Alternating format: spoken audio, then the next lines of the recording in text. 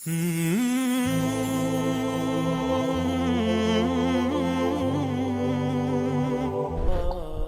اللہ الرحمن الرحیم، الصلاة والسلام علی رسولہ الکریم وعلی آلہ وصحبہ اجمعین، اما بعد۔ انسان میں ہدایت اور گمراہی دونوں کے لیے پوری طاقت موجود ہے۔ فَأَلْهَمَهَا فُجُورَهَا وَتَقْوَاهَا۔ باہر دو دعوتیں ہیں، ایک شیطان کی ہے، فَبِمَا أَغْوَيْتَنِي لَأُزَيِّنَنَّ لَهُمْ فِي الْأَرْضِ وَلَأُغْوِيَنَّهُمْ أَجْمَعِينَ۔ اس نے بھی یہ نیت کی ہے کہ میں تمام انسانوں کو گمراہ کر دوں۔ اور دوسری دعوت انبیاء کی ہے جو خیر کی طرف ہے۔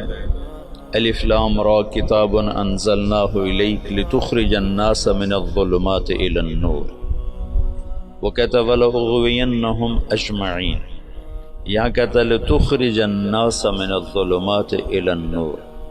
دونوں طرف مکمل تشکیل کے ارادے ہیں۔ اللہ تعالیٰ یہ چاہتا ہے کہ تمام بنی نوع انسان ظلمت سے نکل کر ہدایت پر آ جائے۔ شیطانی یہ چاہتا ہے کہ اجمعین، ایک بھی جنت میں نہ جائے، سارے جہنم میں چلے جائیں۔ یہ دو نظام اللہ کے رسول تک بڑے واضح تھے، سے پہلے تک، کہ جب گمراہی پھیلتی تو ایک نبی خالص اس کام کے لیے آ جاتا تھا، اس کو اور کوئی کام نہیں ہوتا تھا۔ اِنَّا أَرْسَلْنَا نُوحًا إِلَىٰ قَوْمٍ، کہ براہ راست ان کو اس کے لیے بھیجا جائے قوم کی طرف۔ وَإِلَىٰ عَادٍ أَخَاهُمْ هُودًا وَإِلَىٰ ثَمُودَ أَخَاهُمْ هُودًا وَإِلَىٰ مَدْيَنَ أَخَاهُمْ هُودًا وَلَقَدْ أَرْسَلْنَا مُوسَىٰ بِآيَاتِنَا۔ تو عیسیٰ علیہ السلام تک بڑی واضح اور کوئی خلط ملط چیز نہیں تھی کہ دعوت کے لیے مستقل داعی آتا تھا، وہ صبح سے شام اس کو اور کوئی کام نہیں ہوتا تھا۔ رب انی دعوت قومی لیلا ونہارا فقد ابلغتکم رسالات ربی اور نصحت لکم اور ابلغتکم وبلغ ما انزل الیک من ربک۔ جب اللہ کے رسول صلی اللہ تعالی علیہ وسلم تشریف لائے تو وہ بھی داعی بن کر آئے، وہاں بھی کوئی اشتباہ نہیں تھا۔ جب آپ چلے گئے تو امت کو دعوت کے لیے منتخب کیا گیا۔ اب آ کر معاملہ سنگین اور سخت امتحان ہو گیا کہ ایک طرف ان کے ساتھ وہ سلسلہ نہیں ہے جو انبیاء کے ساتھ تھا، وہ وحی نہیں، وہ عصمت نہیں، وہ غیبی نظام ایسا نہیں ہے۔ یقیناً نبی اور غیر نبی کا فرق تو ہوتا ہے۔ دوسرا ان کے ساتھ ان کے معاشی مسائل، ان کے سماجی مسائل، ان کے عائلی مسائل، پھر سیاست بیچ میں آ گئی کہ اللہ نے حکومت دے دی، اقتدار دے دیا، حکومت کے اپنے تقاضے پیدا ہو گئے۔ قرن اول کے بعد عربوں سے علم منتقل ہو کر عجم میں چلا گیا کہ عرب جہاں بانی میں لگ گئے، ملک گیری میں لگ گئے، سیاست میں لگ گئے، علم سارے کا سارا موالی کے پاس چلا گیا۔ یہ جو آخری مفتی تھے، رئیس المفتین سعودی عرب کے شیخ بن باز رحمۃ اللہ علیہ، یہ عرب نہیں تھے، یہ موالی میں سے تھے، موالی میں سے تھے۔ وہ جو اس وقت کے خاندان آباد تھے یہ ان میں سے تھے۔ تو عبد الملک ابن مروان نے ایک دفعہ شعبی سے پوچھا کہ حجاز کا کون ہے مفتی؟ ان کا عطاء بن ابی رباح کا وہ عجمی ہے کہ عرب ہے؟ کا عجمی ہے۔ موالی ہے کہ عرب ہے؟ کا موالی ہے۔ کا یمن کا کون ہے؟ کا طاؤس یمانی کا وہ موالی میں سے ہے کہ عرب میں سے؟ کا موالی میں سے۔ کا شام کا کون ہے؟ کا مکحول ہے۔ کا تو اس کا مصر کا کون ہے؟ کا حبیب بن کچھ ہے۔ اور خراسان کا ضحاک بن قیس ہے۔ کا عراق کا تو شابی کہنے لگے میرے جی میں کہوں حماد، لیکن میں اس کے تیور دیکھ کے یہ سمجھ رہا تھا کہ اگر میں نے کسی غیر عرب کا نام لیا تو یہ مجھے قتل کر دے گا. تو میں نے کہا عراق کا ہے ابراہیم نخعی. تو تھا تو 19-20 کا فرق. ابراہیم نخعی بھی بہت بڑا نام ہے، لیکن شعبی کہتے ہیں میری ترجیحات تھیں حماد کے لیے، لیکن مجھے ڈر لگا کہ یہ مجھے مار دے گا. تو جب میں نے کہا ابراہیم نخعی تو اس نے کہا تو نے میرے اوپر سے ایک بوجھ ہٹا دیا. اب اگر تو کسی موالی کا نام لیتا تو میں مر جاتا. سبب کیا تھا کہ حکومت عرب کو ملی نا، تو وہ جیسے آج پیسہ عرب کو ملا تو وہ حفظ کرنا چھوڑ گئے، علم کی گہرائی ختم ہوتی چلی جا. حکومت سعودیہ نے حفظ کرنے پر انعام رکھا ہوا ہے، لیکن میں وہ حرمین میں ہے نا حفظ کے مکاتب، مدینہ میں بھی مکہ میں بھی، میں وہاں پھرتا ہوں دیکھتا ہوں تو کوئی عرب بچہ حفظ کرتا نظر نہیں آتا. حتیٰ کہ امارات والوں نے بڑا انعام رکھا ہے حفظ قرآن کا، لیکن کوئی عرب بچہ حفظ نہیں کرتا. وہاں بھی امارات میں بھی عجم کے بچے حفظ کر رہے ہیں. تو اب دعوت اس امت کا منصب تھا لِتَكُونُوا شُهَدَاءَ عَلَى النَّاسِ، سارے عالم کے انسانوں تک اللہ کا پیغام پہنچانا. لیکن اس کے ساتھ اتنی چیزیں اور شامل ہو گئیں کہ وہ روح، میں تو سید سلیمان ندوی رحمۃ اللہ علیہ نے جو مقدمہ لکھا ہے مولانا الیاس اور کے بارے میں جو کتاب لکھی ہے مولانا علی میاں رحمۃ اللہ علیہ نے، تو مولانا الیاس اور ان کی دینی دعوت، تو اس کے شروع میں سید سلیمان ندوی بہت بڑی شخصیت ہیں، انہوں نے مقدمہ لکھا ہے کہ اس امت کا اصل کام تھا دعوت الی اللہ، پر افسوس کہ 100 سال بھی نہ گزرے کہ امت اپنا کام بھول گئی. انہوں نے تو پہلی صدی میں ہی اس کو ختم کر دیا. اور کچھ ایسی بے وزن بات نہیں ہو تو خیر، بے وزن میں کا تبصرہ کرنے والا ہوتا کون ہوں، تو بہت بڑی شخصیت ہیں، ان کی بات بڑی تحقیق کے ساتھ اور بڑی محققانہ ہے، اللہ نے ان کو بہت کچھ نوازا تھا. تو وہ اسباب ایسے بنے کہ حکومت بھی آ گئی، سیاست بھی آ گئی، آپس کی لڑائیاں بھی شروع ہو گئیں اور دشمن بھی سر پہ چڑھ آئے ہیں. تو جو روح دعوت تھی لِتَكُونُوا شُهَدَاءَ عَلَى النَّاسِ، کتنی واضح بات تھی کہ تمہارا کام لوگوں تک پیغام حق کی گواہی پہنچانا ہے، پیغام حق لوگوں تک پہنچانا تمہارے ذمے ہے. اور کنتم خیر امت اخرجت للناس، یہاں بھی للطالبین نہیں تھا، للطلبہ، نہ للطالبین نہ للطلبہ، نہ للمریدین کہ شیخ صرف مرید کا فکر کر رہا ہے. ایک شیخ اپنے مسالکین کا، اپنے مریدین کے فکر میں، ایک مہتمم اپنے طلبہ کے فکر میں ہے. للناس، ایک بادشاہ اپنی مملکت کے فکر میں ہے. اخرجت للناس، تو ایسا بھولا. یہ سارے اسباب میں نے 2-3 دن سے آپ کو امت کا سیاسی پس منظر بتائے کہ وہ کیا اسباب تھے جس سے روح دعوت ماند پڑ گئی. اگر یہ دین کی حفاظت کا اللہ نے وعدہ نہ کیا ہوتا تو صحابہ کے بعد اس میں تحریف ہو جاتی، جیسے پہلوں نے کر دی تھی، ہم بھی کر گئے تھے. یہ تو اللہ نے کہا اِنَّا نَحْنُ نَزَّلْنَا الذِّكْرَ وَإِنَّا لَهُ لَحَافِظُونَ، میں اس کا حافظ ہوں. لہٰذا اللہ ہر صدی میں، ہر دور میں، یہ جو تاریخ دعوت و عظیمت مولانا علی میں نے لکھی ہے نا 8 جلدوں میں، یہ 800 جلدوں میں بھی لکھی جائے تو اس کا حق ادا نہیں ہو سکتا.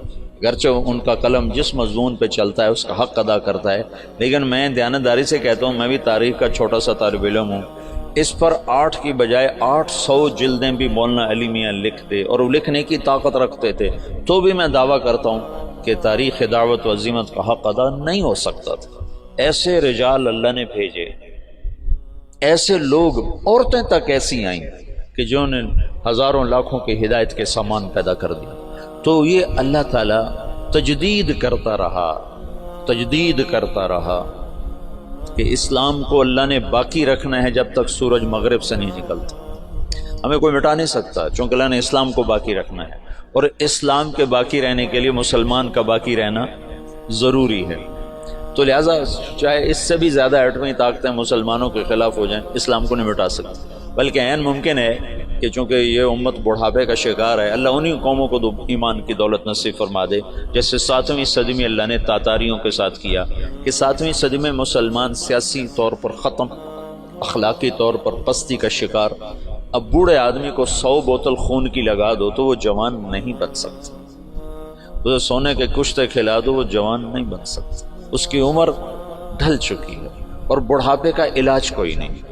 اور ابن خلدون نے اپنے مقدمہ ابن خلدون میں لکھا ہے کہ جیسے اب فرد کی جوانی اور بڑھاپا ہوتا ہے، ایسے قوم پر بھی جوانی اور بڑھاپا ہوتا ہے۔ جیسے فرد کے بڑھاپے کو واپس نہیں لایا جا سکتا، ایسے ہی قوم کے بڑھاپے کو واپس نہیں لایا جا سکتا۔ یہ بات تو ابن خلدون کی۔ اگلی بات میں کر رہا ہوں کہ قوم بڑھاپے کا شکار تھی اور نظام ٹوٹ چکا تھا، تو جتنے قائدین مصلحین کھڑے ہوئے وہ شان و شوکت مسلم کو واپس لانے کی دعوت لے کر کھڑے ہوئے۔ بوڑھے کو جوان کرنے کے چکر میں لگ گئے، بوڑھا تو جوان نہیں ہو سکتا۔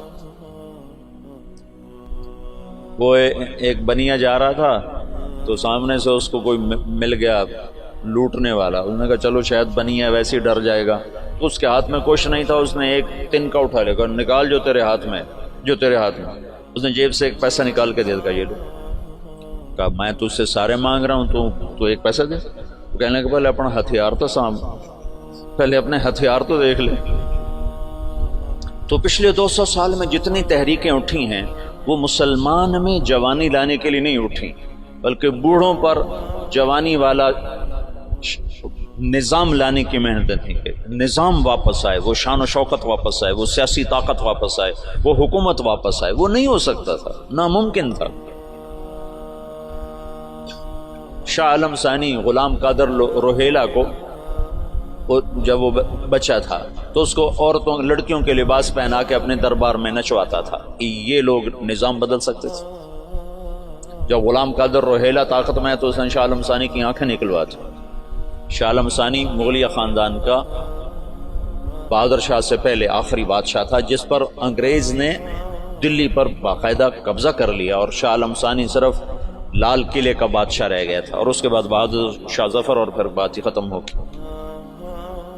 بڑھاپے کا علاج جوانی ہے، اور جوانی قوموں کی جوانی کیسے ہوتی ہے؟ قوموں کی جوانی کا ایک راستہ ہے، ایک فرد کی جوانی کا تو راستہ کوئی نہیں، لیکن قوموں کی جوانی کا ایک راستہ ہے کہ غیر قوموں کو اپنا ہم نوا بنایا جائے، غیر قوموں کو اسلام میں لایا جائے۔ پچھلی ساری صدیوں میں ایسا ہوتا رہا کہ منفرد دعات کی وجہ سے دعوت کبھی نہیں ختم ہوئی۔ ہاں، جو مولانا الیاس صاحب نے دعوت کو زندہ کیا وہ قرن اول کی طرز پر زندہ کیا کہ ہر مسلمان یہ سمجھے کہ میں دین کا داعی ہوں، میرے ذمہ پوری دنیا میں اللہ کے دین کو پہنچانا ہے، چاہے میری جیب میں ایک پیسہ کوئی نہیں۔ یہ سوچ تو اجتماعی طور پہ ختم ہو گئی تھی۔ حضرت تھانوی رحمۃ اللہ علیہ جیسے فرمانے لگے یہ کیا گمراہی کی بات شروع کر دی مولوی الیاس، دین کی دعوت تو علماء کا کام ہے، عوام کیا کریں؟ میں نے ایک دفعہ یہ دورے والوں کو کہا، میں کہا تأمرون بالمعروف وتنہون عن المنکر کا ترجمہ کرو۔ تو انہوں نے کہا تم بھلائیوں کی دعوت دیتے ہو، برائیوں کو مٹاتے ہو۔ کتنوں سے پوچھا، سب نے یہی ترجمہ کیا۔ میں نے کہا یہ المعروف جو لفظ ہے اس کا بھی کوئی مطلب ہے؟ یہ اس میں مفعول ہے، اور عرفہ سے یہ اس میں مفعول ہے، تو اس میں مفعول کا ترجمہ کرو۔ وہ کریں بھلائیوں کو پھیلاتے ہو، برائیوں کو مٹاتے ہو۔ تو میں نے کہا اس میں مفعول کا ترجمہ ہے جانی پہچانی چیز، جانی پہچانی چیز۔ بھلائی اور نیکی تو اس کا مرادی ترجمہ ہے۔ میں نے کہا اصل ترجمہ کرو۔ وہ کوئی ایک نہیں بولا، جو صرف شروحات اور کتابیں پڑھتے ہیں وہ ایسے پابند ہو جاتے، دائیں بائیں سوچنے کی صلاحیت ختم ہو جاتی۔ اور منکر، ان کا منکر کہتے ہیں انجانی چیز کو، انجانی چیز کو۔ تم تأمرون بالمعروف، تم جانی پہچانی چیزوں کی دعوت دیتے ہو، وتنہون عن المنکر، اور انجان چیزوں سے تم منع کرتے ہو۔ اس کے ساتھ ایک آیت جوڑو، فَأَلْهَمَهَا فُجُورَهَا وَتَقْوَاهَا، کہ میں نے تیرے اندر نیکی اور بدی کا الہام کر دیا ہے۔ الہام سچ سچ ہے، اس کے لیے کسی شریعت سے دلیل کی ضرورت نہیں۔ ظلم ظلم ہے، اس کے لیے کسی شریعت سے دلیل کی ضرورت کوئی۔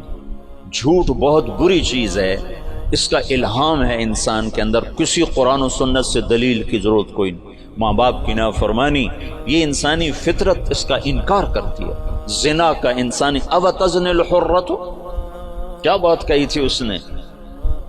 ہند بنت عتبہ رضی اللہ تعالیٰ عنہ نے کیا کہا تھا جب اللہ کے نبی نے بیعت لی اور فرمایا کہ تم یہ کرو گی، یہ کرو گی، یہ نہیں کرو گی، یہ نہیں کرو گی، زنا نہیں کرو گی، تو ہندہ نے زمانہ جاہلیت میں کہا او تزن الحرۃ، کیا شریف عورت زنا کر سکتی ہے؟ پتھروں کی پجاری تھی 1 منٹ پہلے تک، بغیر دلیل کے جو چیزیں غلط ہیں وہ منکر ہیں، بغیر دلیل کے جو چیزیں خوبصورت ہیں وہ معروف ہیں، تو اس کے لیے تو ویسے علم کی ضرورت کوئی نہیں۔ ہاں مدرسے میں پڑھنے پڑھانے کے لیے علم کی ضرورت ہے، حدود شریعت بتانے سمجھانے کے لیے علم کی ضرورت ہے، تبلیغ کے لیے تو علم کی ضرورت نہیں ہے، تبلیغ تو معروفات کی دعوت ہے، اور معروف کا مطلب جانی پہچانی، توحید جانی پہچانی چیز۔ افلا ينظرون الى الابل كيف خلقت والى السماء كيف رفعت والى الجبال كيف نصبت والى الارض كيف سطحت، یہ ساری جو اللہ تعالیٰ بتا رہا ہے یہ وہ چیزیں ہیں کہ جو بغیر دلیل کے ٹھکتی ہیں۔ وہ جو بدو نے کہا تھا البعرۃ تدل علی البعیر والاثر يدل علی المسیر، تأمرون بالمعروف، تم جانی پہچانی چیزوں کی تبلیغ کرتے۔ اور میں تو تفسیریں پڑھتا نہیں نا، نہ مجھے اب نہ میرا سر اتنا تھکا رہتا ہے کہ مجھے پڑھائی نہیں جاتی، تو مجھے خیال ہے المعروف کا مطلب ہے جانا پہچانا، معرف بالعامل، اس میں معرفہ، رجل الرجل، معروفات وہ عمل ہیں جس کو انسان عقلاً جانتا ہے، منکرات وہ عمل ہیں جن کو انسان عقلاً برا جانتا ہے۔ اس کے لیے تو کسی دلیل، کسی حجت کی، جو مجھے تو علم نہیں میں تبلیغ کیا کروں، تم یہ نہیں کہہ سکتے بھائی اللہ کی مان لے، اللہ بہت بڑا ہے، اس کے لیے کیا علم چاہیے؟ بھائی اللہ کی نافرمانی نہ کر، اللہ بہت بڑا ہے، اس کے لیے کیا علم چاہیے؟ بھائی اللہ کے رسول کی مان لے، دونوں جہان کی کامیابی کا راستہ لے کر آئیں، اب دوزخ سے بچ جا، جنت والا بن جا، یہ تبلیغ ہے؟ منکر دیکھتے او غلط غلط، یہ منکر، ہاں کیا زبردست چیز ہے، یہ معروف ہے جس کے لیے ہمیں کسی دلیل کی ضرورت ہی نہ ہو۔ حلال حرام کے لیے دلائل چاہیے، تو یہ منکرات میں سے ہیں لیکن کھلے میں سے نہیں ہیں، یہ علم کی چیز ہے، یہ مدارس اس کے لیے بنائے گئے ہیں، اور دعوت تو ایک عام ہے۔ ان پڑھ میواتیوں نے عالم کو ہلا کے رکھ دیا۔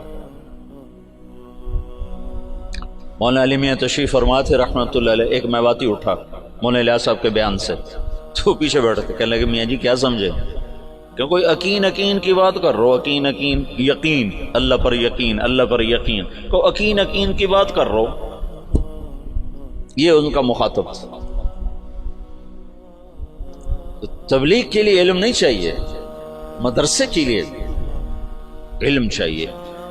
معروفات وہ ہیں جو ایک ان پڑھ بھی کہے ہاں واہ واہ کیا زبردست چیز، اور بے کی شروط اور بے فاسد، بے باطل، یہ تو سارے وہ منکرات ہیں جو بڑے چھپے ہوئے ہیں، ان کے لیے دلائل چاہیے۔ اور ماں باپ کی نافرمانی کھلا منکر، سر عام شراب پینا یورپ میں بھی برا سمجھا جاتا ہے، جہاں شراب کے بغیر وہ ایک پل نہیں زندہ رہ سکتے، وہاں بھی ایسے شراب پینا برا سمجھا جاتا ہے، کھلے عام کو شراب پینا۔ میں اتنا یورپ امریکہ پھرا ہوں، میں نے کسی کو سڑک پہ شراب پیتا نہیں دیکھا، الگ پیتے ہیں، پینے کی جگہ الگ ہیں ان کے ہاں جو زنا کا مفہوم ہے ان کے ہاں، کہ کسی عورت سے زبردستی کر رہا ہوں، پورے یورپ میں کسی کو جرت نہیں کہ کسی عورت کو ہاتھ لگاتا، ننگی لڑکیاں پھر رہی ہوتی، تو کسی کو جرت نہیں کہ ہاتھ لگاتا۔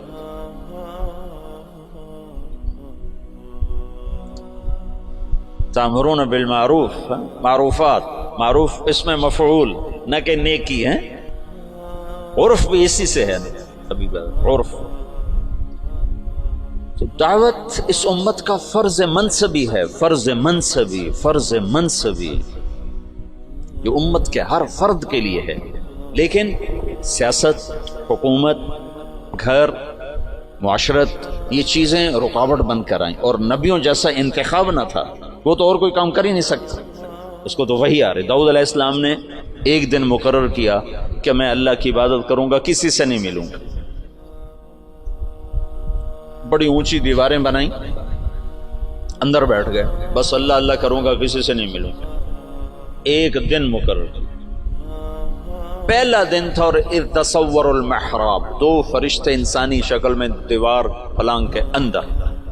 ففزع منہم, داؤد علیہ السلام ڈر گئے. کس لیے کہ دیوار اتنی اونچی ہے کہ کوئی اس کو کود کر پار نہیں کر سکتا, دروازہ بند ہے, اور دیوار اتنی اونچی ہے کہ اس سے اوپر چڑھ کر کوئی آ نہیں سکتا. یہ کہاں سے آ گیا, یہ کون ہے؟ انہوں نے کہا لا تخف خصمان بغا بعضنا علی بعض, بھائی ہم دونوں میں جھگڑا ہو گیا, آپ مہربانی کرو ہمارا جھگڑا نمٹا. ان هذا اخی له 99 نعجہ ولی نعجۃ واحدہ فقال اکفلنیها وعزنی فی الخطاب. یہ جھگڑا تو ایک 5 سال کا بچہ بھی نہیں مٹا سکتا. تو وہ جو داؤد علیہ السلام سجدے میں گرے اور فاستغفر ربہ, اور وہ کس بات پر استغفار ہے؟ یہ اللہ کی تنبیہ تھی کہ داؤد تو نبی بن کر آیا ہے, تو عابد بن کر نہیں آیا. عبادت بعد میں ہے, دعوت پہلے ہے. یہ دن میں نے لوگوں کے لیے رکھا ہے, اور تو نے بندگی کرنی ہے تو رات کو کر. تو کسی سے نہیں ملنا چاہتا تو رات کا وقت اس کے لیے مقرر کر. قم اللیل الا قلیلا ومن اللیل فتہجد بہ نافلۃ لک وباللیل. یہ جو رات کا وقت ہے, وبالاسحار هم یستغفرون, یہ رات کو تم اٹھو اور میرے مجھ سے باتیں کرو, کسی سے نہ ملو, لیکن دن میں تم دروازے بند کرو, دیواریں اونچی کرو, تو یہ منصب نبوت کے خلاف ہے. اس پر استغفار کیا ہے, اس پر توبہ کی ہے, اور اس پر اللہ کے سامنے معافی مانگے کہ اوہ یا اللہ میں معافی چاہتا ہوں, میں معافی چاہتا ہوں. تو نبی کا کام لوگوں میں پھرنا ہوتا ہے, لوگوں کو کھینچنا ہوتا ہے, اس کی حفاظت ہو رہی ہوتی ہے نا. وہ کوئی ادھر ادھر ہو ہی نہیں سکتا کہ عصمت کا سایہ ہوتا ہے. اب ہمارے ساتھ تو ایسا معاملہ تھا نہیں, اور پھر اس امت کو عروج ملا, 1000 برس کی حکومتیں ملی, ساری دنیا میں آدھی دنیا سے زیادہ انہوں نے حکومت کی, تو بہت سے عوامل جمع ہوتے گئے. اس کی میں نے تھوڑی تفصیل آپ کو بتائی تھی. پھر ہندوستان کی حد تک تبلیغ کا کام یہاں سے 1926 میں تبلیغ کے کام کی ابتدا ہوئی. مولانا الیاس صاحب رحمۃ اللہ علیہ صوفیاء میں سے تھے, علماء میں سے تھے. اگر وہ اسی طرز پر چلتے جو چل رہا تھا تو کوئی خانقاہ بناتے یا کوئی دارالعلوم بنا لیتے, نظام الدین میں کوئی دارالعلوم بنا لیتے, خانقاہ بنا لیتے. ہندوستان بر صغیر کے حالات اور اسلامی سلطنتوں سے قدر مختلف. یہاں 1 صدی میں اسلام آ گیا, یہ ہندو علاقہ ہے. یہ جو سری لنکا ہے, یہاں عرب تاجروں کے ذریعے سے یمن سے جو آتے تھے بحری جہاز, ان کی تبلیغ سے یہاں اسلام آ گیا. اور یہاں کا جو راجہ تھا وہ تو مسلمان نہیں تھا, لیکن عوام الناس میں اسلام آ گیا.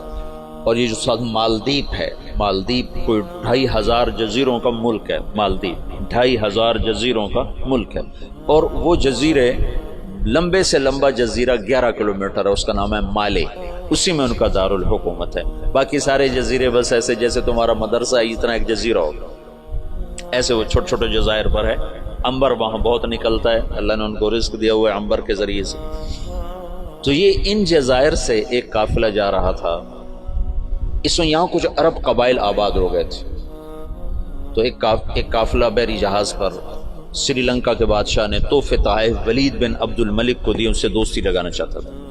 تو جب یہ کراچی کے قریب گزرا بحیرہ عرب سے, تو تیبل یہ دریائے سندھ کے کنارے تھا, یہ سندھ کا بہت بڑا شہر تھا اس وقت. تو وہاں سندھ کے ڈاکوؤں نے بحری جہاز پہ حملہ کیا اور قافلہ بھی لوٹ لیا, اور عورتوں کو بھی قید کر لیا, مردوں کو کچھ قتل ہو گئے. تو ایک عورت پکاری یا للحجاج یا للحجاج یا للحجاج.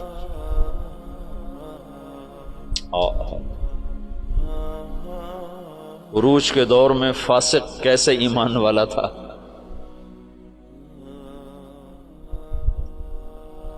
تو کچھ جو لوگ انہوں نے مال لوٹنے کے بعد کچھ لوگ چھوڑ دیے تھے. تو یہ لٹا پٹا قافلہ جب پہنچا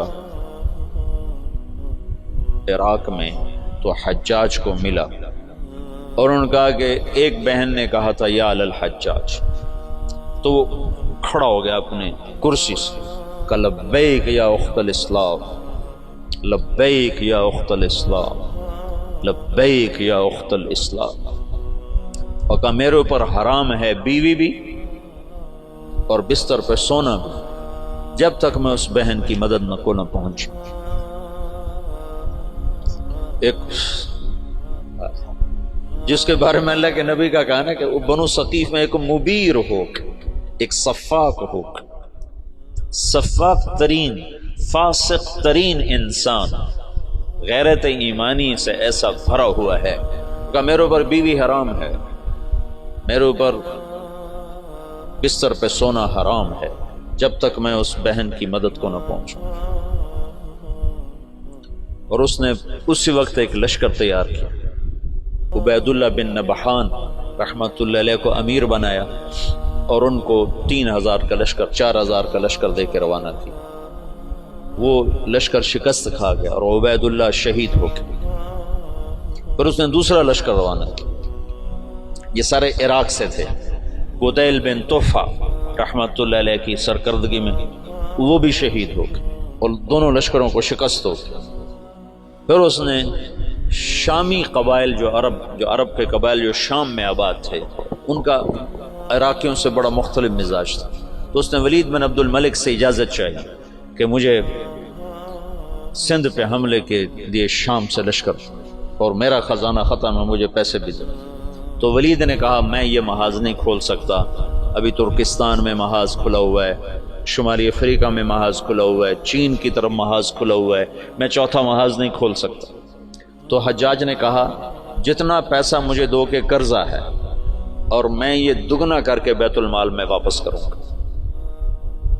تو شامیوں کا 4000 کا لشکر تیار، اور اس کا اپنا سگا بھتیجا تھا محمد بن قاسم بن یوسف۔ حجاج بن یوسف اور محمد بن یوسف اور قاسم بن یوسف، یہ 3 بھائی ہیں۔ ان میں محمد بن یوسف بھی حجاج جیسا ظالم تھا، یمن میں گورنر تھا، اور قاسم بہت شریف النفس تھے، ان کا بیٹا محمد 17 برس کی عمر، اور حجاج نے اپنی بیٹی زبیدہ اس کے نکاح میں دی ہوئی تھی، اس کو منتخب کیا اور اس کو 12000 کا لشکر دے کے روانہ کیا، اور باقی جو ساز و سامان تھا وہ سمندر کے ذریعے سے بھیجا، جتنا باقی سامان تھا۔ اور ہر 3 دن کے بعد اس کے پاس خبر آتی تھی، اس نے ڈاک کا ایسا نظام بنایا کہ ہر 3 دن کے بعد خبر حجاج تک پہنچتی تھی۔ اس طرح راستے میں چوکیاں قائم کی، اور پورے جنگ کا نقشہ حجاج بصرے میں بیٹھ کے خود کنٹرول کر رہا تھا۔ تو یہ بدھوں کا شہر تھا، جو دیبل تھا نا بدھوں کا، تو اس میں ایک بڑا وہ تھا ان کا معبد، اس کا گنبد تھا، اس کے اوپر ایک جھنڈا تھا۔ تو ان کا یہ عقیدہ تھا جب تک یہ جھنڈا نہیں گرتا اس سے شہر کو شکست نہیں ہو سکتی۔ تو مسلمانوں نے زور لگا لیا، حجاج بن یوسف نے ایک توپ بھیجی تھی، توپ منجنیق، پتھر پھینکنے والی، وہ اتنی بڑی تھی اس کو 500 آدمی کھینچتے تھے، تو اس کو بحری جہاز پہ بھیجا تھا۔ تو وہ نصب تھی اور توپ اس گنبد پہ نشانہ نہیں فٹ ہو رہا تھا۔ 10 دن 12 دن 15 دن گزر گئے، گولے جاتے تھے گنبد پہ نہیں لگتے تھے، تو دیبل والے اور جوش سے لڑتے تھے۔ تو حجاج بن یوسف نے وہاں سے خط لکھا کہ اس توپ کا زاویہ 1 درجہ نیچے کر کے فائر کرو، 1 درجہ نیچے کر کے۔ اور محمد بن قاسم اس دن خود توپ پر آئے، ان کا آج میں خود پھینکوں گا۔ تو محمد بن قاسم نے خود اس دن پتھر تو رکھنے والے بہت سے لوگ ہوتے تھے، پھر اس نے خود اس کو کھینچ کے جو پھینکا تو پہلا ہی پتھر جا کے جھنڈے پہ لگا اور گنبد پہ لگا، اور گنبد ٹوٹا تو شہر والوں نے ہتھیار پھینک دیے۔ یہ 92 ہجری کی بات بتا رہا ہوں، 90 ہجری کی بات بتا رہا ہوں۔ 90 ہجری میں اسلام کا پہلا داخلہ ہے فاتحانہ۔ ویسے تو سرندیپ یہ ہندوستان کا حصہ تھا، سری لنکا ہندوستان کا حصہ تھا، اور وہاں دعوت پھیل چکی تھی، وہاں اسلام پھیل چکا تھا دعوت کے ذریعے، لیکن فاتحانہ انداز میں جو مسلمان بر صغیر میں داخل ہوئے ہیں تو محمد بن قاسم رحمۃ اللہ علیہ اس کا ذریعہ بنے اور دیبل فتح ہوا ہے۔ راجہ داہر اس وقت وہ پورے سندھ کا بادشاہ. پورا ہندوستان دو حصوں میں تقسیم تھا، ہند اور سندھ. سندھ یہ نہیں جو آج ہے، یہ سندھ بمبئی تک تھا، یہ سندھ بمبئی تک اور دیپال پور تک اور ادھر سے بمبئی تک، یہ ایک پورا علاقہ تھا، باقی ہند الگ علاقہ تھا. راجہ داہر اس سارے کا بادشاہ تھا. راجہ داہر ایک دفعہ بیٹھا تھا تو ایک نجومی آیا، تو اس کی بہن بھی ساتھ بیٹھی تھی. تو اس کی بہن نے اپنا ہاتھ دکھا دیا نجومی کو کہ میرا ہاتھ دیکھو. نجومی نے کہا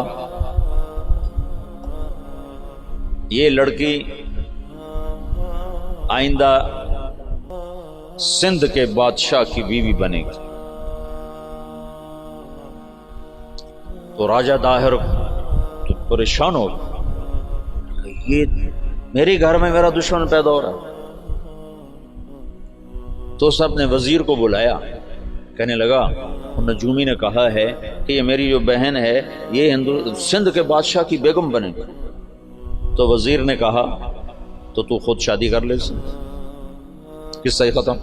میں نے کہا بے غیرت مجھے کروائے گا، ساری دنیا کیا کہے گی بہن سے شادی کر لی. تو وزیر چپ ہو گیا.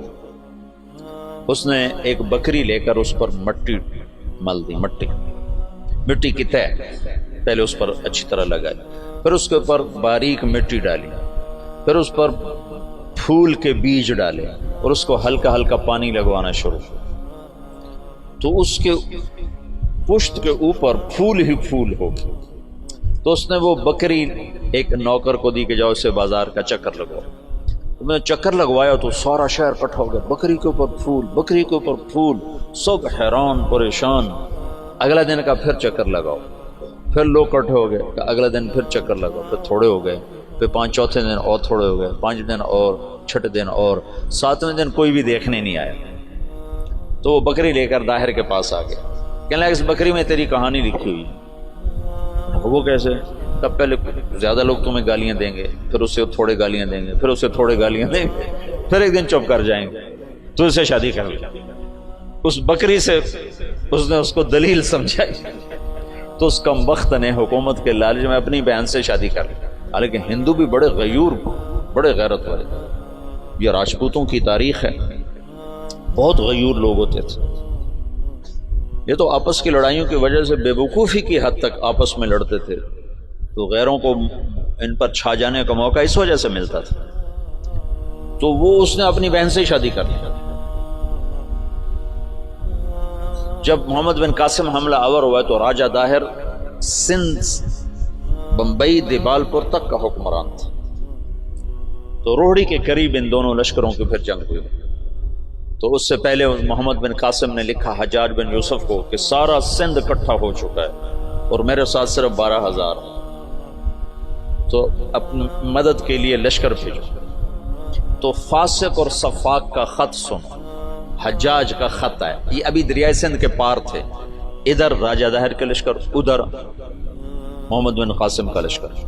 تو حجاج کا خط ہے کہ اللہ کے رسول کا فرمان ہے 12,000 کو کمی کی وجہ سے شکست نہیں ہو سکتی اور تم 12,000 ہو، لہذا تمہیں اس وجہ سے شکست نہیں ہو سکتی کہ تم تھوڑے.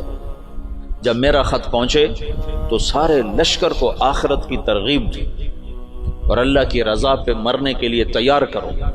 اور میرے پاس کوئی لشکر نہیں تمہیں بھیجنے کے لیے، میرے پاس کوئی سرمایہ نہیں تمہاری مدد کے لیے، تمہارا اللہ تمہیں کافی ہے. یہ حجاج کا خط تھا محمد بن قاسم کے نام. تو پھر انہوں نے روہڑی کے قریب دریائے سندھ کتنا پھیل جاتا ہے، انہوں نے وہاں سے دریا پار کیا اور روہڑی کے آس پاس اب بھی اس کے کھنڈارات ہیں. یہ خوفناک جنگ لڑی گئی جس میں راجہ داہر قتل ہوا اور اللہ تعالیٰ نے مسلمانوں کو فتح دی. اور محمد بن قاسم ملتان تک 92 ہجری میں 90 میں داخل ہوا، 92 میں 2 برس کے بعد ملتان پہنچا. اور اس کے حسن سلوک سے لوگ ہندوؤں نے جو مسلمان نہیں ہوئے تھے انہوں نے محمد بن قاسم کے بت بنائے اور اس کی پرستش کرتے رہے.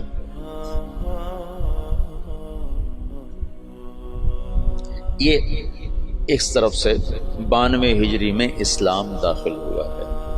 پھر اس کے بعد ہندوستان کے پوری جو تاریخ بدلی ہے کہ مسلمانوں کے ہاتھ میں اقتدار، وہ 5ویں صدی میں جا کر جب محمود غزنوی نے ہندوستان پہ حملہ کیا اور 17 حملے کیے، 17 کے 17 میں وہ کامیاب ہوا، اور 33 برس حکومت کی۔ دنیا میں 4 بڑے فاتح ہیں، پہلے بھی تو میں بتاتا رہتا ہوں، مطلب اپنی میری جستجو سے کوئی میں نے کسی محقق کتاب میں نہیں پڑھا، لیکن یہ بات تو خیر سارے مورخ مانتے ہیں کہ سب سے بڑا فاتح چنگیز خان ہے، اور دوسرے نمبر پر محمود غزنوی۔ آگے 2 میں نے خود لگائے ہیں، تیسرے نمبر پر سکندر یونانی ہے، اور چوتھے نمبر پر تیمور لنگڑا ہے۔ مجھے اس پہ بڑا غصہ آتا ہے، کم بخت نے بڑے مسلمان ذبح کیے۔ میں حیران ہوں تفتہ زانی کیسے اس کے ساتھ رہتا تھا، تو ایسا صفاق کم بخت تھا۔ وہ جب شہر پہ حملہ کرتا تو پہلے دن سفید جھنڈا لہراتا، اس کا مطلب تھا کہ اگر تم دروازے کھول دو گے تو ہم صرف تمہارا مال لوٹیں گے، تمہیں کچھ نہیں کہیں۔ دوسرے دن سرخ جھنڈا لہراتا تھا کہ اب ہم تمہارے فوجی قتل کریں گے، تمہارا مال لوٹیں گے، تمہیں کچھ نہیں کہیں۔ تیسرے دن سیاہ جھنڈا لہراتا تھا کہ اب جتنے بھی ذی نفس ہیں سب کو قتل کریں گے اور تمہارا مال بھی لوٹیں گے، اور وہ کمبخت ایسا ہی کرتا رہا۔ میرا تو کبھی کبھی جی چاہتا ہے کہ اس کا خاتمہ بھی ایمان پہ نہ ہوا ہو، ایسا اس نے ظلم کیا۔ باقی اللہ غفور الرحیم ہے، ہم اس کی رحمت کو نہ بند کر سکتے ہیں نہ پابند کر سکتے ہیں۔ چاہے تو ابو جہل کو جنت میں ڈال دو، اس سے کوئی پوچھنے والا نہیں ہے۔ یہ خطا اللہ نہ کرے ہم سے ہو کہ ہم اللہ کی رحمت کوئی پابند بنا دیں۔ ہم کم ظرف ہے نا، کم ظرفی کی وجہ سے کسی پہ زیادہ غصہ آ جاتا ہے، کسی کے ساتھ ہمدردیاں وابستہ ہو جاتی ہیں، کسی پر قہر چڑھ جاتا ہے، لیکن اس کی رحمت رحمتی وسعت کل شیء، تو اس کی رحمت کے آگے خربوں تیمور بھی ہوں تو بخشے جا سکتے ہیں، ایک تیمور کی کیا بات ہے۔ تو محمود غزنوی فاتح ہند ہے، اس نے ہندوستان کے لیے اسلام کا دروازہ کھولا، اور 33 برس کی حکومت، اور فاتح عالم ثانی ہے۔ چنگیز خان کے بعد یہ دوسرے نمبر کا شاہ سوار ہے۔ وہ کافر تھا، 2 کافر 2 مسلمان، ایک کافر نما مسلم، ایک کھرا مسلمان۔ سب سے پہلے سلطان کا لقب پانے والا محمود غزنوی ہے۔ سلطان کا جو لقب سب سے پہلے ملا ہے وہ محمود کو ملا ہے، سلطان محمود غزنوی۔ اس کا باپ غلام تھا، غلام سبکتگین غلام تھا۔ یہ گیا شکار کھیلنے، تو ایک ہرنی کا بچہ اس نے شکار کیا، تو اس کو اٹھا کر اس نے گھوڑے پہ رکھا، ذبح نہیں کیا، گھوڑے پہ رکھا، گھر جا کے ذبح کروں، اور واپس مڑا۔ ایسے اس کے پیچھے نظر پڑی تو اس نے دیکھا وہ اس بچے کی ماں اس کے پیچھے آ رہی تھی، تو اس نے اس کو دیکھا تو اسے ترس آیا، تو اس نے بچے کو چھوڑ دیا۔ تو بچہ جا کے ماں سے جو ملا تو ہرنی نے تشکرانہ یوں سبکتگین کے آگے یوں سر جھکایا کہ تیری بڑی مہربانی۔ رات کو سبکتگین نے خواب دیکھا کہ تو نے مخلوق پہ رحم کیا، اس کے سلے میں اللہ نے تیری اولاد کے لیے بادشاہی کا فیصلہ کر دیا۔ تو سبکتگین نوکر سے ایک صوبے کا گورنر بنا، اور محمود غزنوی آدھی سے زیادہ دنیا کا بادشاہ بنا، اور غزنی پوری دنیا کا کسی زمانے میں سب سے خوبصورت شہر بنا۔ میں جب پڑھتا تھا رائمنڈ میں تو میں نے خواب دیکھا کہ میں اپنے آبائی قبرستان گیا جہاں ہمارے بزرگ دفن ہیں، وہاں سے نکلا تو 2 کتے میرے پیچھے لگے، ایک کالا ایک سفید۔ تو میں نے ایک کتے کو پکڑا ٹانگوں سے اور دوسرے کتے پہ مارنا شروع کیا، مار اس دونوں کو ختم کر دیا۔ تو وہاں مجھے 2 خرگوش کے بچے نظر آئے، تو میں نے وہ اٹھا لیے۔ تو یہ وہ دور تھا جب جنگل زیادہ ہوتا تھا اور خرگوش کا شکار کیا کرتے تھے، کبھی جالی کے ساتھ کبھی کتوں کے ساتھ، پھر ان کو بھوننا پکانا، یہ وہ غالباً وہی لاشعور کی بات ہوگی۔ تو میں نے وہ خرگوش کے بچے اٹھا لیے اور میں چل پڑا۔ پیچھے مڑ کے دیکھا تو خرگوش نہیں یوں دیکھ رہے، تو مجھے خواب میں سبکتگین یاد آ گیا۔ خواب میں اس نے بھی ہرنی پہ رحم کھایا تھا، تو میں نے دونوں بچے چھوڑ دیے۔ تو میں نے کہا یا اللہ ہرنک پہ رحم کھانے پر تو نے سبکتگین کو حکومت عطا فرمائی تھی. یہ مقام میں دعا کر رہا ہوں. میں تجھ سے حکومت کا طلبگار نہیں، میں تجھ سے چاہتا ہوں تو مجھے سارے عالم کی ہدایت کے لیے قبول فرما لے. یہ خواب میں نے دعا کی اور پھر میں نے گھر کی طرف چلنا شروع کیا. 2 قدم چلا تو میں ہوا میں اڑنے لگا. پھر میں اڑتا ہوا گھر پہنچا. یہ آج مجھے کوئی 35 سال کے بعد خواب یاد آیا ہے، وہ سبکتگین کی وجہ سے یاد آ گیا. تو محمود 33 سال کی حکومت کے بعد فوت ہوا ہے 416 ہجری میں. 1974 میں غزنی میں زلزلہ آیا اور محمود کا مزار بھی ٹوٹ گیا، قبر بھی پھٹ گئی. ظاہر شاہ کا مرحوم کا زمانہ تھا تو اس نے قبر کو دوبارہ اور گنبد کو مزار کو دوبارہ بنوانے کا حکم دیا. تو انہیں ساری قبر کھول دی. ساری قبر کھودی تو اندر کچھ بھی نہیں تھا. تو ان کو جستجو ہوئی تو انہوں نے تھوڑا سا اور کھدائی کی تو پھر نیچے سے ایک اور وہ لحد نکل آئی. لحد، وہ جو اس لحد میں اس کا تابوت پڑا ہوا تھا، لکڑی کا تابوت صحیح سلامت جیسے کوئی ابھی رکھ کر گیا. اور اس کو اس وقت قبر میں گئے ہوئے 1000 برس ہو چکے ہیں. 1000 برس. وہ لکڑی سلامت ہے. تو ان کو جستجو ہوئی، جب لکڑی سلامت ہے تو اندر پتہ نہیں کیا ہوگا. تو ایک فرانسیسی انجینئر تھا، وہ کھول رہا تو اس نے پیچ کھول کے جب ڈھکن اٹھایا تو بے ہوش ہو کے پیچھے گرا، یوں گرا. تو پیچھے جو مسلمان تھے انہوں نے آگے دیکھا تو محمود اپنے تابوت میں ایسے پڑا تھا جیسے ابھی سویا، اور اس کا سیدھا ہاتھ سینے پر تھا یہاں، اور اس کا کفن یہاں تک ہٹا ہوا تھا. آدھا سینہ اس کا ننگا تھا اور سینے پر ہاتھ تھا، اور ایسے سویا تھا جیسے ابھی کوئی اس کو سلا کر گیا. تو انہیں ہاتھ کو اٹھا کر دیکھا تو نرم گوداز. تو پھر اس کو رکھا، بند کیا، وہاں دوبارہ اس کو دفن کیا.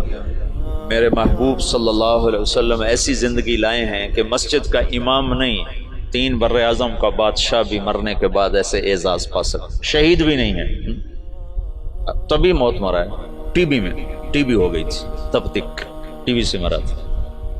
اور قبر اس پر ایسے فدا ہے کہ اس کے بال کو بھی نہیں اکھیڑا. ایسی زندگی اسلام ہمیں دیتا ہے کہ مر کے بھی زندہ رہ جاؤ.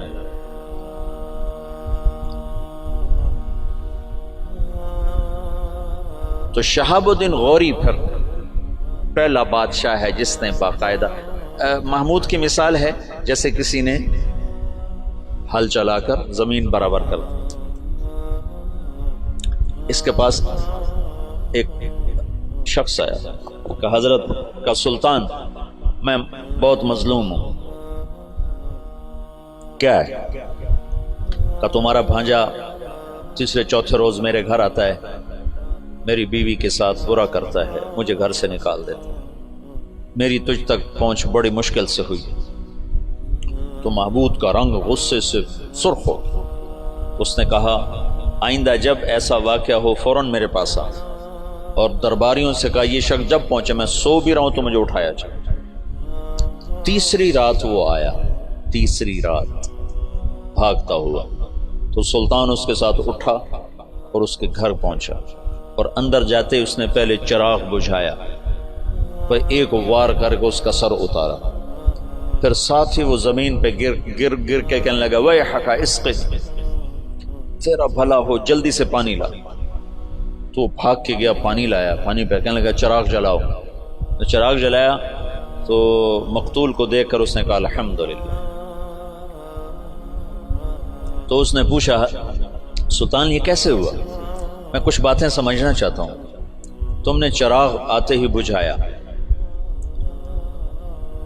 قتل کر کے زمین پہ گر گئے، پانی مانگا، اس کو دیکھ کے الحمدللہ کہا، یہ کیا مسئلہ ہے؟ تو محمود نے کہا جس دن تم فریاد لے کر آئے تھے میں نے قسم کھائی تھی نہ کھاؤں گا، نہ پیوں گا، نہ سوؤں گا.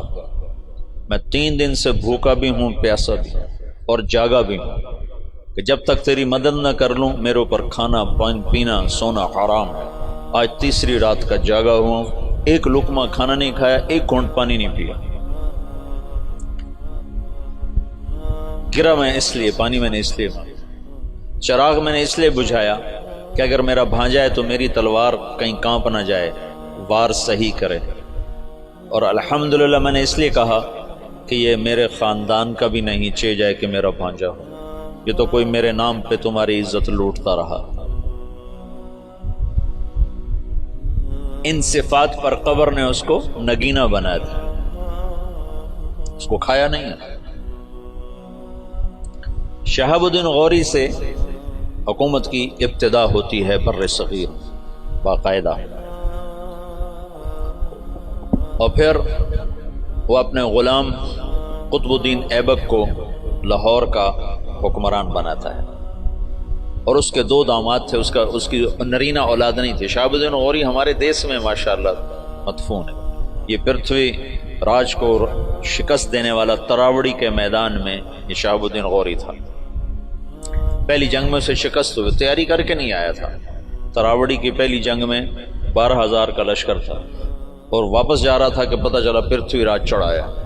تو سب سرداروں نے کہا واپس چلیں، ہماری تیاری نہیں. انہوں نے کہا موت سے گھبرا کے جانا مسلمان کا شیوا. لڑ گیا تھا، اس میں پھر شکست کھائی. پھر یہ واپس نہیں ہو رہا تھا، یہ لڑتے لڑتے اپنے گھوڑے سے گرا تو پیچھے سے ایک ترک سردار نے چھلانگ لگائی اور اس کو ایک ہاتھ سے سنبھالا اور اس کے گھوڑے کو دوسرے ہاتھ سے سنبھالا اور لشکر سے اس کو نکال کے باہر لے گیا. تب جا کے اس کی جان بچی. پھر دوسری جنگ میں وہ 1 سال تک بستر پہ نہیں سویا، بیوی کے پاس نہیں گیا پورا سال. اس نے تیاری کی اور پھر تراوڑی کے میدان میں اس نے پرتھوی راجپوت چوہان، یعنی وہ ہمارا بڑا وہی تھا کم وقت.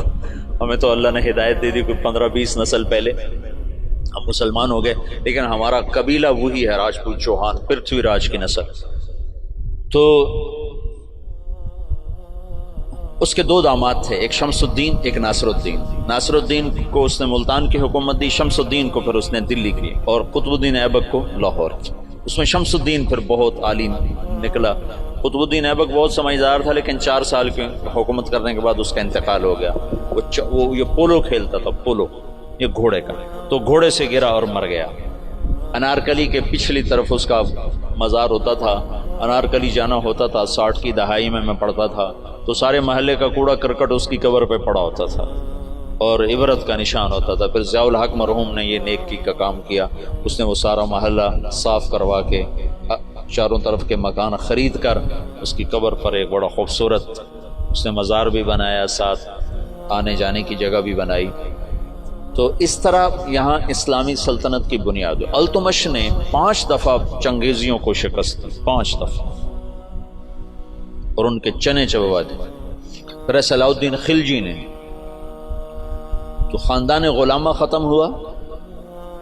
خاندان غلامہ کے بعد سادات آئے. خاندان غلامہ کے دور میں تیمور کا حملہ ہوا، پھر وہ جاتے ہوئے سادات کو حکمران بنا دیا. ان سے پٹھانوں نے حکومت حاصل، ان سے مغلوں نے حکومت حاصل.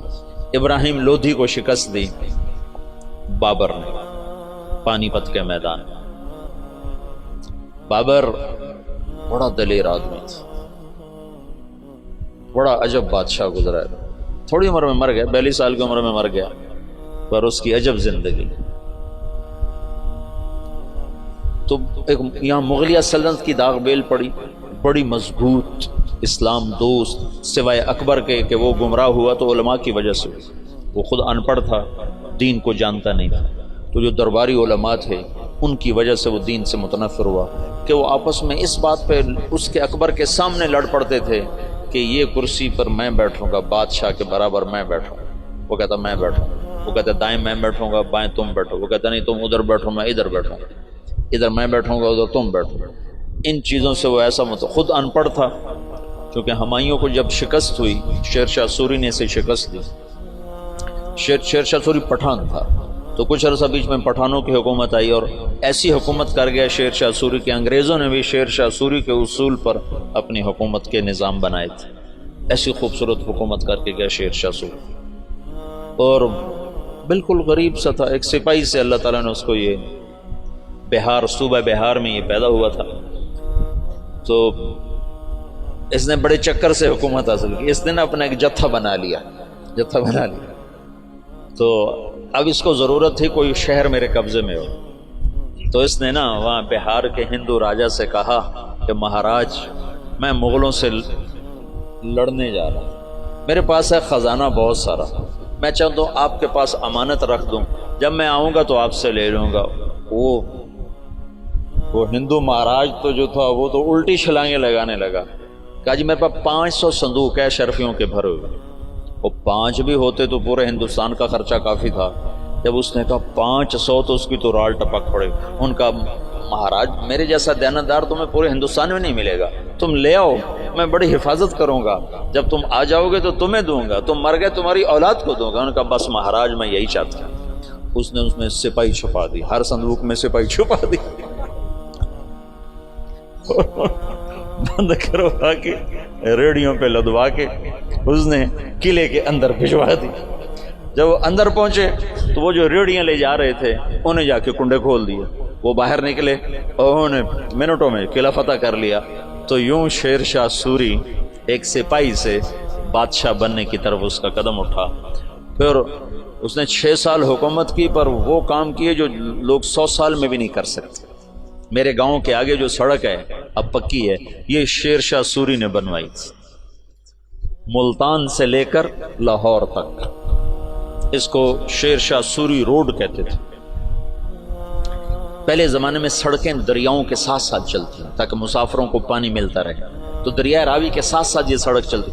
اس وقت دریائے راوی زندہ تھا، آباد تھا، اب تو مرمرا گیا بیچارہ، تو وہ ہمارے ساتھ بہتا تھا دریائے راوی، تو لمبا دریائے راوی کے بالکل کنارے کے اوپر تھا۔ جتنے بڑے اور مشہور شہر ہیں اگر آپ دیکھو گے تاریخ میں تو وہ بڑے دریاؤں کے کناروں پر ہوتے تھے، کہ پانی کا بڑا وسیلہ دریا ہوتا تھا، ایسے کنویں اور ایسے نلکے ٹیوب ویل تو ہوتے نہیں تھے، تو دریاؤں سے پانی حاصل کیا جاتا تھا۔ تو شیر شاہ سوری نے ہمایوں کو شکست دی تو یہ وہاں سے بھاگا اور عمر کوٹ، یہ جو سندھ میں ہے عمر کوٹ، یہاں پہنچا تھا تو یہاں اکبر پیدا ہوا، یہاں اکبر پیدا ہوا۔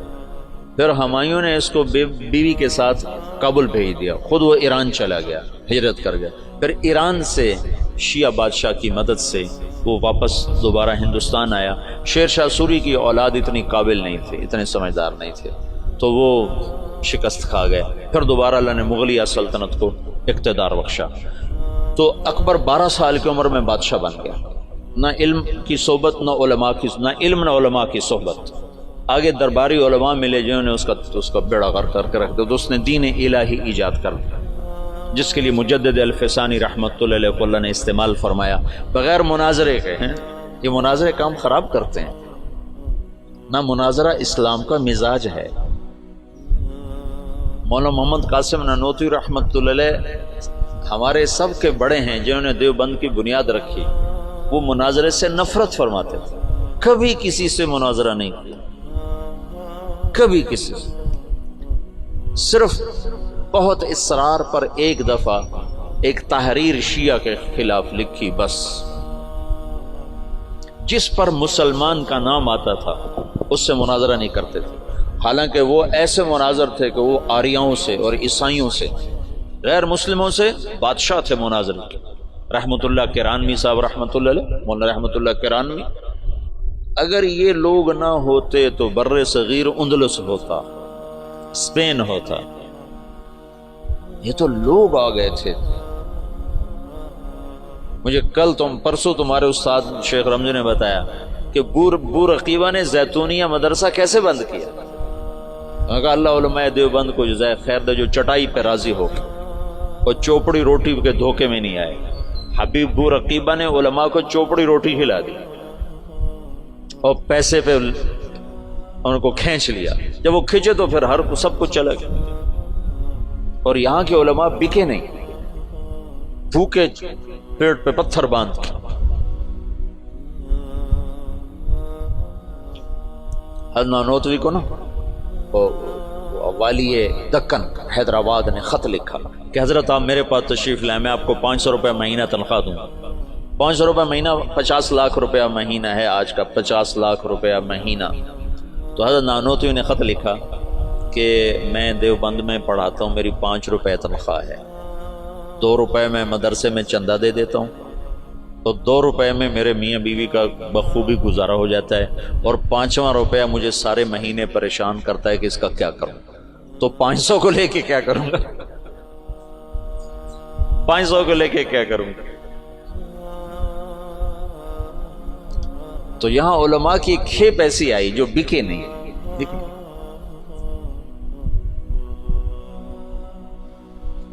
تو درباری علماء نے اکبر کا ستیہ ناش کر کے رکھ دیا۔ دین الہی اس نے ایجاد کیا علماء سے تنگ آ کر، ان درباری علماء سے تنگ آ کر۔ مجدد الفسانی رحمت اللہ علیہ نے بغیر مناظرے کے دین الہی کو مٹا دیا، کسی ایک جگہ مناظرہ نہیں کیا، حالانکہ لا الہ الا اللہ محمد الرسول اللہ اکبر ذل اللہ یہ کلمہ تھا، یہ کلمہ تھا اکبر ذل اللہ۔ اس کو رد کرنا کتنا آسان تھا مناظرے سے۔ گائے کا ذبح کرنا بند، شراب حلال، اکبر کو سجدہ، سورج کی پوجا، صبح بالکونی کھول کے اکبر سورج کے سامنے کتنے دیر تک مالا جپتا تھا۔ داڑھی منڈانا ضروری، داڑھی رکھنا حرام، سارے حرام کام فیضی اور ابو الفضل کم بختوں۔ فیضی کیسا عالم تھا جس نے قرآن کی تفسیر لکھی بغیر نقطے کے، الفاظ محملہ کہتے ہیں جن پر نقطہ نہیں ہوتا، الفاظ محملہ سے، یعنی الف سے، سین سے، صاد سے، حا سے، را سے، دال سے، تا سے، لام سے، میم سے، یعنی وہ 14 حرف رہ جاتے ہیں، 14 حروف سے قرآن کی تفسیر لکھ دی، اور سوات الالہام، اور اکبر کو گمراہ کرنے والا وہ ہے دین الہی۔ ایک دفعہ کسی نے پوچھا کیا کر رہے ہو فیضی سے، کہا الہاد کے مزے لے رہا، کہا الہاد کے مزے لے رہا۔ جہانگیر آگے مجدد الفسانی کا صحبت یافتہ نکلا، مثبت انداز سے جو کام ہوتا ہے وہی پائیدار ہوتا ہے۔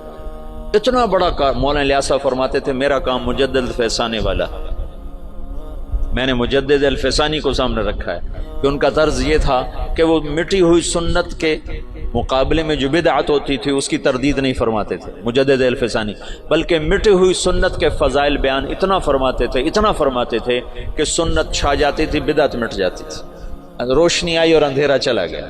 یہ تھا اندھیرے کے جانے کے لیے کوئی حجت اور دلیل تو نہیں ہوتی نا، سورج کے آنے کی دیر ہوتی ہے اندھیرا چلا جاتا ہے، پھر کہنا تو نہیں پڑتا اندھیرے صاحب منٹور پاؤ سورج آ گیا، تو خود ہی چلا جاتا۔ بغیر مناظرے کے دین الہی کو مٹا دیا۔ ابو الفضل زندہ کی کھال کھچوا دی تھی شیخو پورے میں۔ یہ جو شیخو پورہ ہے نا، یہ جہانگیر کے نام پر ہے۔ جہانگیر بڑی منتوں سے ملا تھا، یہ اکبر کے اولاد نہیں ہوتی تھی۔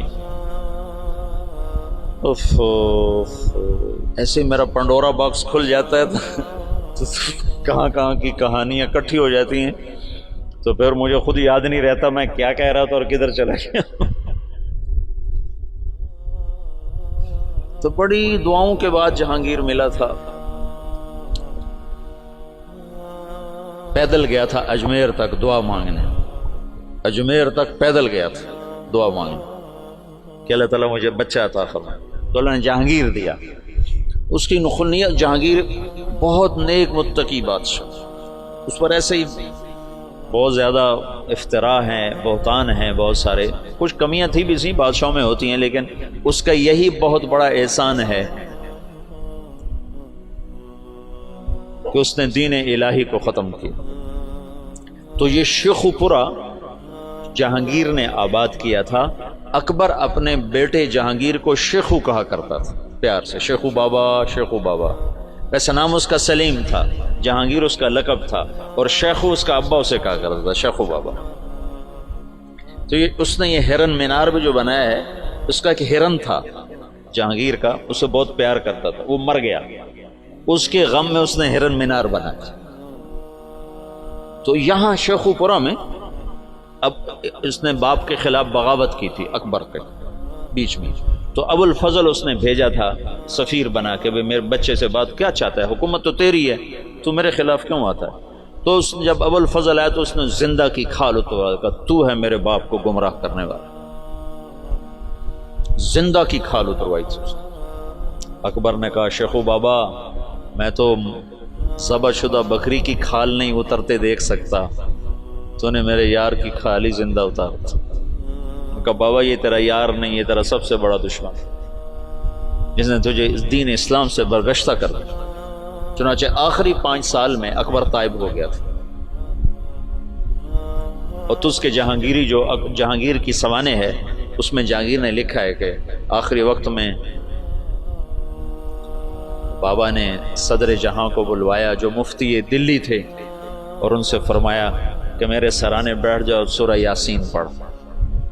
تو صدر جہاں نے سورہ یاسین پڑھنی شروع کی، اور میرے باپ نے سننا شروع کیا، پھر آہستہ سے کلمہ پڑھا اور روح پرواز کر گیا۔ تو مجدد الفسانی رحمۃ اللہ علیہ نے بغیر مناظرے کے اتنے بڑے فتنے کو دبا دیا۔ یہ آج کل کے بیچارے کیا مناظروں کے ذریعے سے فتنوں کو دبا سکتے ہو؟ تو فتنوں کو ہوا دینے والی چیز۔ سنو، اعتراض کا جواب نہیں ہوتا، سوال کا جواب ہوتا ہے۔ سن رہے ہو؟ اعتراض کا جواب نہیں ہے۔ انتم خیر ام عبد اللہ، عتبہ بن ربیعہ کہہ رہا ہے انا اعلمکم بالشعر والسحر والکہانہ، مجھے بھیجو میں محمد سے بات کرتا ہوں۔ کہ جاؤ بات کرو۔ تو وہ آ کر کہتا ہے یا محمد انت خیر ام عبد اللہ، تو اللہ کا نبی چپ۔ انت خیر ام عبد المطلب، اللہ کا نبی چپ۔ کہ آنے والا سائل نہیں ہے، آنے والا معترض ہے، معترض کا جواب نہیں ہوتا۔ اعتراض کا جواب دیں گے وہ کوئی اور ڈال دیں گے، پھر آپ اس کا جواب وہ کوئی اور ڈال دیں گے۔ یہ تو کہانی ایسے دیکھتے نا، جواب در جواب در جواب در جواب، اس کی کوئی انتہا ہے؟ میری بات سنو، اعتراض کا جواب نہیں ہوتا، سوال کا جواب ہوتا ہے، اشکال کا۔ یہ بات میں نے مولانا سعید خان صاحب رحمۃ اللہ علیہ سے بارہا سنی، پھر اس کو سیرت سے پرکھا۔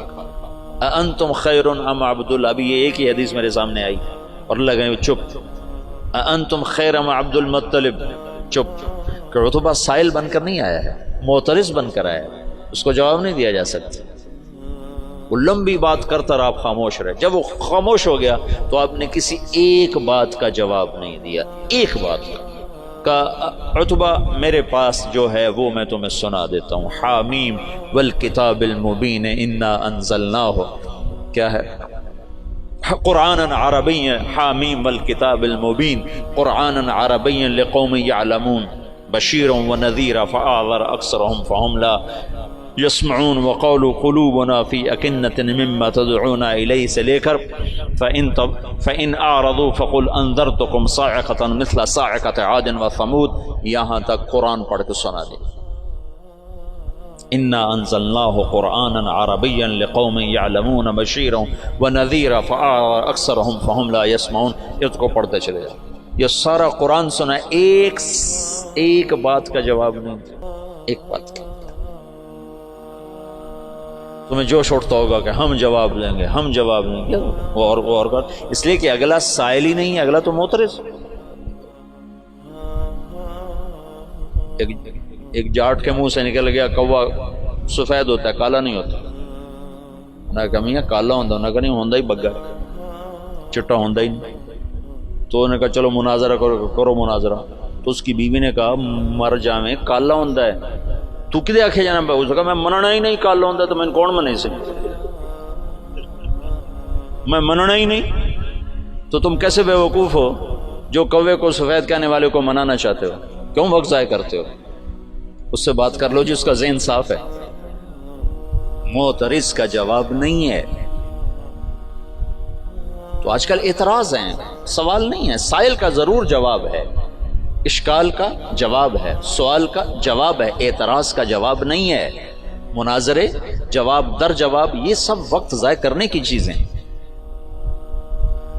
حضرت تھانوی رحمۃ اللہ علیہ نے فرمایا بہت سے فتنے اس لیے فتنے بن گئے کہ علماء نے اس کا جواب دینا شروع کر دیا، اگر جواب نہ دیتے تو اپنی موت آپ مر جاتے۔ یہ تحفۃ العلماء کی تمہیں سنا کہ بہت سے فتنے اس لیے فتنے بن گئے کہ علماء نے ان کا جواب دینا شروع کر دیا، اگر وہ چپ ہو جاتے تو اپنی موت آپ مر جاتے۔ مجدد الفسانی رحمۃ اللہ علیہ نے اتنے بڑے فتنے کو مٹایا بغیر جواب، بغیر مناظرے. سبحان اللہ، عجب بندہ تھا. اور نقش بندی سلسلے کے بادشاہ، جس کے آخری بادشاہ مولانا خان محمد صاحب دنیا سے تشریف لے، اور تو دنیا اندھیر ہو گئی، بستی اجڑ گئی. ان اللہ لا ينتزل علم انتزاعا ہے نا، بل يقبضه بقبض العلم.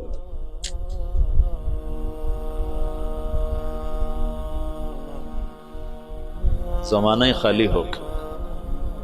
خلت الدیار فصدت غیر مسود ومن الشقاء تفردی بالسودد. مغل سلطنت پہ زوال آنا تھا، ہر ایک پہ زوال آیا ہے. بر صغیر میں اسلام کی 800-900 برس حکومت رہی ہے، پھر زوال کا آنا ایک بدیہی چیز. جہانگیر کے سر میں درد تھا. دیکھو جب صلیبی جنگیں ہوئی ہیں نا 12ویں صدی میں، یعنی صدی عیسوی میں، اور اس میں مکمل شکست ہوئی، تو یورپ کی سوچ بدل گئی. جیسے 1945 میں جب جاپان پہ بم گرایا امریکہ نے، ہیروشیما ناگاساکی، تو ان کا صدر تھا ہیرو ہیٹو. اس نے کہا اب ہم ان سے علم کے میدان میں جنگ لڑیں گے، ہم ہتھیار کی جنگ ہار گئے. تو اس نے اپنی نسل کو اٹھا کے یورپ بھیجا، امریکہ بھیجا، انہیں اعلیٰ تعلیم دلوائی، پھر ان کے ذریعے سے ساری ٹیکنالوجی کا جاپانی زبان میں ترجمہ کروایا، پھر اس پہ لگایا. آج وہ اتنا بڑا عفریت بنا ہے کہ امریکہ اس کے سامنے بلی کی طرح بن چکا ہے. تو مغرب نے سوچا کہ ہم ان کو میدان میں شکست نہیں دے سکتے، تو انہیں اپنے علم کو اپنا میدان بنایا. جہانگیر کے سر میں درد ہے، آرام نہیں آ رہا. اب طب یونانی میں کوئی ایسی دوائی نہیں کہ سر درد اور فوری آرام آ جائے، کوئی ایسی دوائی نہیں. تو انگریز جو تھے وہ انہوں نے کالونیاں بنا لی تھی تھوڑی تھوڑی تجارت کے لیے. تو ان کے خواب و خیال میں بھی نہیں تھا کہ مغل سلطنت سے ہم ٹکر لینے والے ہیں. تو ایک انگریز ڈاکٹر تھا، اس نے اس کو گولی پیش کی کہ جناب آپ یہ کھائیں. 15 منٹ کے بعد جہانگیر کا درد دور ہو گیا. تم کیا بولا کھلائی ہے مجھے؟ وہ سر درد کا مجھے مانگ کیا مانگتا ہے؟ تو کم بخت ایسے سیانے تھے، اپنے لیے کچھ نہیں مانگا. کہا میری قوم کو تجارت کی باقاعدہ اجازت تھی. انہوں نے کہا اجازت. شاہ جہان کے دور میں لوگوں نے بھانپا کہ یہ تو خطرناک لوگ ہیں، تو اس کو کہا کہ ان کو نکال دیا جائے. انہوں نے کہا یہ کیا پدی کا شور، بھائی ہمارا کیا بگاڑ سکتا. اس کو یہ نہیں پتا تھا کہ آگے یہ پدی پدا بن جائے گا. لیکن تو تاریخ ہے، زوال و عروج و زوال ساتھ ساتھ چلتے ہیں. تو اورنگزیب عالمگیر کے بعد ایک دم زوال ہے. میں نے یہ دیکھا ہے کہ جس بادشاہ نے لمبی حکومت کی اس کا اگلا وارث انتہائی نکما. سلیمان اعظم کہلاتا ہے. سلیمان اعظم جو سلاطین عثمان ہیں، یہ ترکی کے جو تغرل، میں نے تغرل کی کہانی سنائی تھی نا آپ کو، عثمان سے عثمانی، اس میں سلیمان کو کہتے ہیں سلیمان اعظم. اس نے آدھے سے زیادہ یورپ فتح کیا، الجزائر فتح کیا، عرب، پتہ نہیں کہاں کہاں اس کی حکومت. اس نے 50 سال حکومت کی. اس کا اگلا بیٹا نکما. ادھر 50 سال اورنگزیب نے حکومت کی، اگلا بیٹا نکما ترین معظم انتہا. اور 25 سال وہ دارالحکومت سے غائب رہا جہاں. یہ اس کی بڑی سیاسی غلطی تھی کہ 25 برس دارالحکومت سے باہر گزار، دکنی ریاستوں کے خلاف لڑتے تو پیچھے سازشوں سے پک گیا. چلو باقی انشاءاللہ پھر کل کرو.